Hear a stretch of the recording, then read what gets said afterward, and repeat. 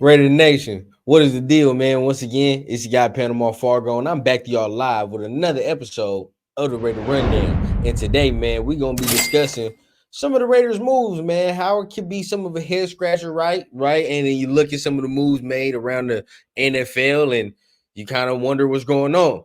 But is there still cause for hope in the midst of the chaos? We're going to talk about it. We're going to discuss it. So without further ado, let's go ahead. Let's get this intro started and let's get the show cracking.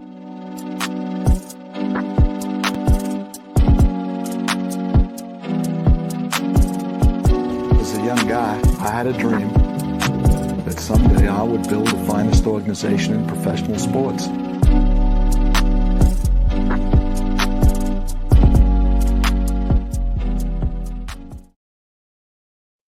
What is the deal, Raider Nation? Like I said, once again, we back with another episode of the Raider Rundown. Make sure you guys are tapping on the like, on the subscribe button, and please hit on that little notification bell so you get updated whenever I drop episodes and give you updates like this one right here. But look, check it out, man. So today we're gonna be discussing some of the moves, right, that the Raiders have been making, or lack of the Raiders that the Raiders have been making, and some of the moves around the NFL and why I think it's a little head scratching, but there may be cause for hope. So today, right, like I said yesterday, I believe the Raiders are, or the day before, the Raiders are now interviewing Ed Dodds today, and they're also interviewing the Bills, I believe, pro director of personnel, Terrence Gray. He is in the building as well. So that is two interviews the Raiders will be conducting over the course of this weekend. So keep that in mind, right? And remember what we talked about, Ed Dodds. Ed Dodds has the Jim Harbaugh link. So if you hire Ed Dodds, we pretty much know what direction we rocking in. Now, the Terrence Gray is interesting, right, that they're doing that one. But here we go. You know what I mean? We'll see. Although one of the Raiders candidates now have then came off the board. We didn't look at Adam Peters. He was hired by the Washington Commanders. So that's very interesting there. So that's off the board. That's off the table. Cool. Now the Ed Dodds one is the one that we're really looking at. That's the one that you know, if he leaves the building without a deal and all that other, then we can start looking towards Champ and everything that they got going on. All right. Now, Champ did have his interview with the Carolina Panthers. All right. He had his interview, and I believe that he left without a deal as well. So he had the interview, left without a deal. All right, that's cool. Patrick Graham had his interview with the Chargers. Yeah, and he left without a deal as well. So, boom, whatever the case. Okay, so two of our main guys that we want to return are still in play. Now, Carmen Bricillo did leave to the New York Giants. I understand everybody's cause for concern with that, and I understand the shuffling that's going on. Okay, and if you didn't already hear, Carmen Bricillo was to the New York Giants. I did have to discuss that, but I wouldn't be too concerned. Now, yes, Carmen Bricillo was a very good coach, and I understand that. But you know, listening to everything, it makes sense that why wouldn't Carmen talk to AP before taking that job? You know, the Giant ties, right? You know what I mean? So I would think that that discussion was had, and Carmen was allowed to leave. And we have to also think about this point. The offensive staff is going to be a whole new staff next year, bro. It is not going to be the same dudes that are there. All right, so this offense is going to get completely revamped, as it should, as it should. I didn't think anybody was safe on the offensive side. Just keep it a buck. Let's keep it a buck, and let's keep it plain. The way that this offense performed, yes, certain groups were good, and I do concede that, because when you look at the rankings, the offensive line was a top 10 offensive line. But as a whole, the offense was trash. It was garbage. Basura. So there is no way that you can justifiably say anything can be kept and retained. If it's going to be a whole new thing, a whole new OC, and really thinking about it, it's going to be a whole new OC who has some experience in the league. It would make sense. So at that point, he's going to want all his guys, his own dudes, to come in here and coach these guys up the way he would like them to be coached. So it only makes sense that position groups and all that will start finding jobs at the moment. So to me, it's not anything to be too concerned about, right? Because I thought the whole offense was going to get revamped regardless. Now coming to the AP situation, and my eyes are now, open to things that AP can do. Now, Hondo Carpenter, you guys know I listen to him. He is really gung-ho about the fact that a lot of coordinators and coaches around the league are adamant about wanting to come and coach for AP. Who those are, I do not know, but he's adamant about it. Maybe I can get more. But seeing though we see that, maybe there are coaches that want to come here, and if so, let's hope that the coaches are experienced coaches, right? This is what I really want to say. Okay, the coach or OC that comes in here needs to have years of experience, right? And when I say that, it would damn near, I wouldn't even be mad if it was an old head coach, not somebody that who was a head coach previously, right? And can come in here and kind of help Antonio out as well, but command the offensive side. You know what I mean? That wouldn't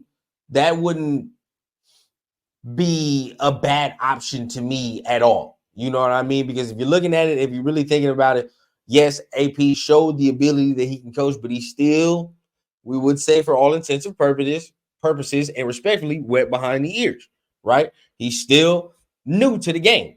So it wouldn't be a bad thing to have somebody who was previously a head coach coming here, who is a primarily offensive guy, and at the same time, while commanding the offense, help Antonio Pierce out in the head coaching department as well. If he has any questions, if he has anything that he still needs to learn and work on. You know what I mean? I think that can help as well. And if we retain Patrick Graham, then, well, of course, the defense remains the way it is. And that is the ideal situation. So you retain Patrick Graham, you keep him. All right. And then on the offensive side, like I said, you get somebody with experience, maybe somebody that can help Antonio Pierce out on the head coaching side as well as the offense as well. Who that can be, who knows? You know what I mean? We all are wanting Hugh Jackson and all that. So maybe that's something, you know what I mean? That spitballing. But these are things that I'm thinking about that AP can do to strengthen his case if he gets retained. Now, I will say this. If he does not get retained, it's going to be a problem. It's going to be a problem. It's going to be a problem. And the sell on who you keep and who you take is going to be tremendous. Because if you haven't seen it already, Max Crosby has tweeted out himself, #hire AP. So he's putting his flag in the dirt, right? He put his flag in the dirt. He's basically telling us, he's telling Mark Davis, this is who I want as my head coach. All right, there we go. And keep this in mind. He did not do this for Rich Bisaccia. He did not, right? He liked Rich, and everybody said we should hire Rich, okay, but there was not this much vocal support for Rich Bisaccia, which is crazy to me, which is crazy. So you have to think about that, right? Think about how the players were with Rich and how the players are with AP, okay? And they're making it known. The locker room is making it known. So you've had your captains, your big dogs, players, Devontae Adams. You've had Max Crosby. You've had all these guys say, I want AP as the coach.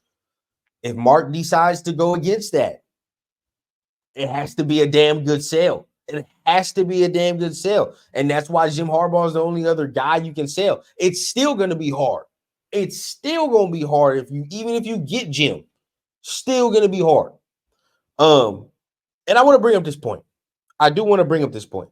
I see a lot of people on social media and all that say, why do we care what the players think? Who cares? Regardless of, my question to you is, if you don't care what the players think, why the hell do you watch them on Sunday? Why do you watch them? If you don't care what they think and you don't care what they say and they should just shut up and all, you shouldn't be watching them, bro. Because at the end of the day, the players are the product. They make the product, right? The owner would be a fool not to listen to his players every once in a while, bro. A fool. What good boss does not listen to his employees? What good boss does? And think about it, right? If you had a boss and it was supposed to be a collaborative effort, and he continuously fucks off your idea, and every time you have something to say, he says, fuck you, I don't care what you think, even if your idea can further the company. Are you going to want to work for that boss for a long, extended period of time? Probably not. And if you do, then you just decide you the type of person that like get slapped around. And if that's the case, hey, different strokes for different folks. Can't be me in that pool though. I tell you that. So at the end of the day, I don't envision a good workplace or a good boss or a good owner, whatever the case, if he does not listen to his employees, which in fact make the product and make his money.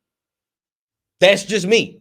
That's just me. So everybody that's saying, oh, why would we listen? Why do the players have a voice? That voice doesn't matter. Come on, bro. Let's be real with ourselves. Let's be real.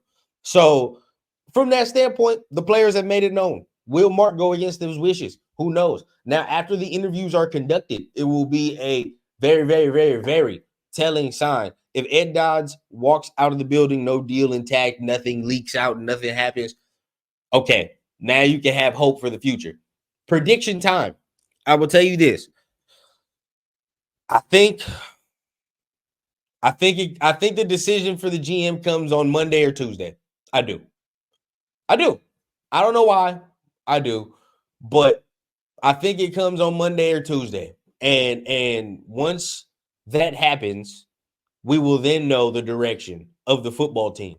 And I had yet to do my perfect off season, right? But I'm going to do a couple during the off season, and I'm going to start once the GM is hired. Once the GM is hired, then we can start going through mock drafts and, all type of other stuff. But until then, can't do it. We got to wait until the GM is hired, and then we can see the direction of the team. Like I said, I think it's going to happen probably Monday or Tuesday. That's my prediction. That's a random guess. So let's see what happens, right? Let's see what happens. And if it happens, we're going to know the direction. So you guys make sure you hit the like, hit the subscribe button, because you know what time it is, man. If there's an update, if the Raiders do anything, when the Raiders make a hire, I will be going live, right? Live and direct right to y'all. And we're going to talk about it. So make sure y'all hit all them buttons, man. Like I said, it's going to come down to two candidates, Jim Harbaugh, AP, Champ Kelly, Ed Dodds. Let's see who it is. So remember, hit all the buttons. Make sure you comment down below who y'all want as the GM, what y'all thinking about all the news y'all hearing. And remember, I always keep it authentic from the clouds to the ground on the Raider Rundown. I need a bad bitch with an accent, serving in peace, still taxing. Just got tapped for the young Cash App, moonwalking like a young Mike Jackson. Yeah, shots to the head, ride clean and still fuck feds. Realest nigga and it's on my kids, so who the fuck gon' wanna test me, bitch?